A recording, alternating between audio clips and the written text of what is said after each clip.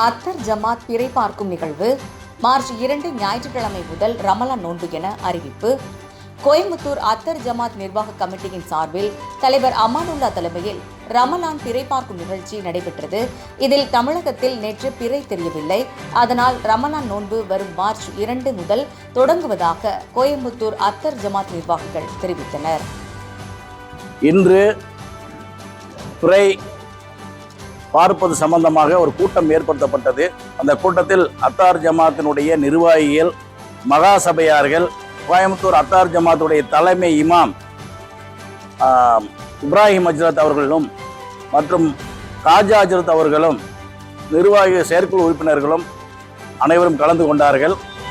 இக்கூட்டத்தில் இந்த 7:30 மணி அளவில் தமிழகத்தில் எங்கும் பிறை தென்படாத காரணத்தினால் இனிமேலும் ஏதாவது தகவல் கிடைத்தால் நாளை நோன்பு என்று அனுசரிக்கப்படும். அப்படி நோன்பு பிறை தென்படாதனால் 2ஆம் தேதி ஞாயிற்றுக்கிழமை ரமலான் நோன்பு முதல் அனுசரிக்கப்படும்.